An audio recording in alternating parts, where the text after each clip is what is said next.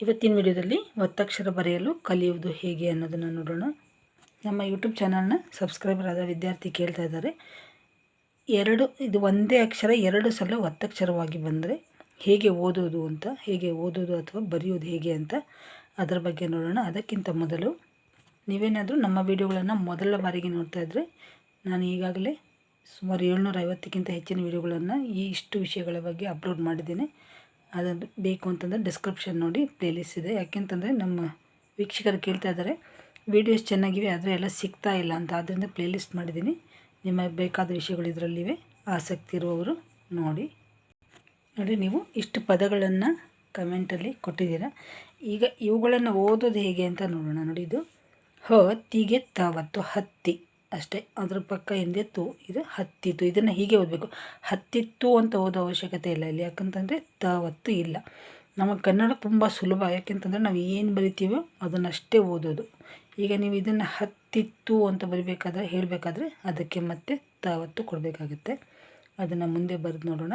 ಇದನ್ನು ಕೂಡ ಇದೇನಿದೆ, ಸಿಕ್ಕಾಕೊಂಡ, ಸಿಕ್ಕಾಕೊಂಡ, ಸಿಕ್ಕಾಕೊಂಡ, ಇಲ್ಲಿ ಕಾಗೆ ಕಾವತ್ತಿದೆ. ಇದು ಅಬ್ಬಾಬ, ಇದನ್ನು ಹೀಗೆ ಓದೋದು ಅಬ್ಬಾಬ. ಯಾಕಂದರೆ ಇಲ್ಲಿ ಯಾವುದೇ ಒತ್ತಕ್ಷರ ಇಲ್ಲ, ಇಲ್ಲಿ ಕೂಡ ಯಾವುದೇ ಒತ್ತಕ್ಷರ ಇಲ್ಲ, ಅದರಿಂದ ಅಬ್ಬಾಬ.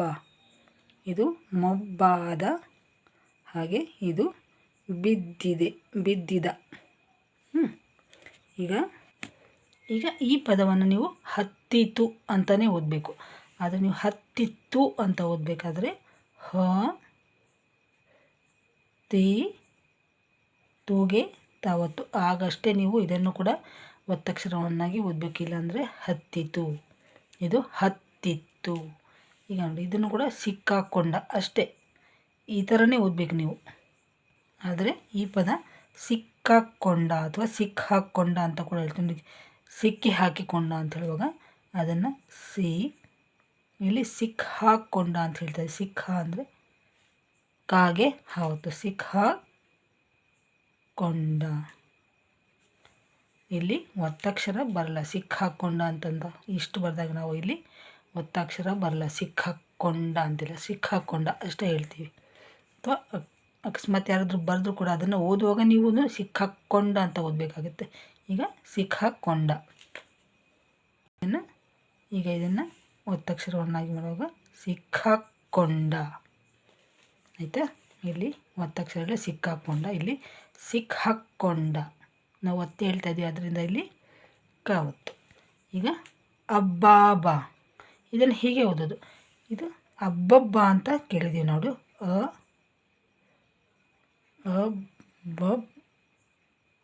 ಏನಾಯ್ತು, ಇದು ಅಬ್ಬಬ್ಬ ಆಯಿತು.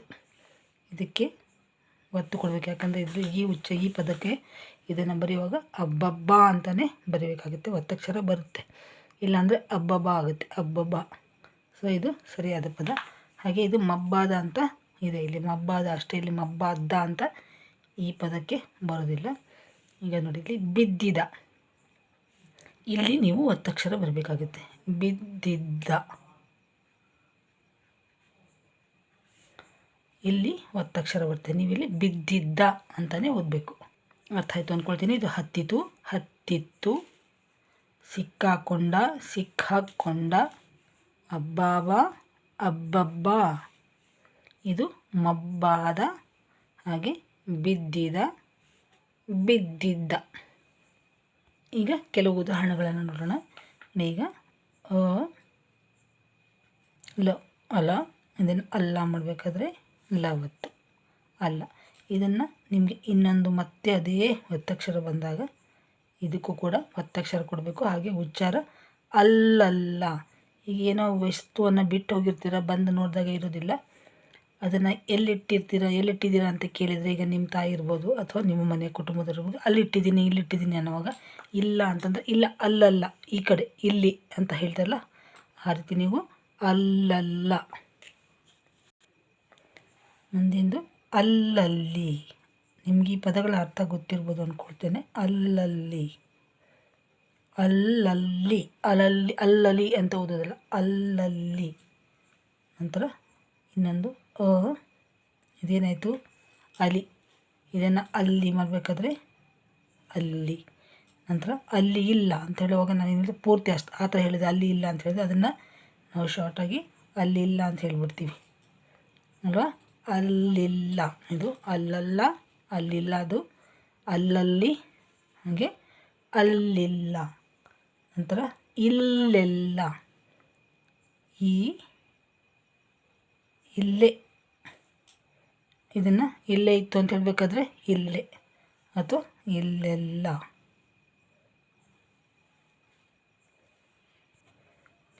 ನಂತರ ಮುಂದಿನ ಪದ ಎಲ್ಲೆಲ್ಲಿದ್ದವು ಅಂತ ಕೇಳಬೇಕಾದ್ರೆ ಎಲೆ ಆಯಿತು.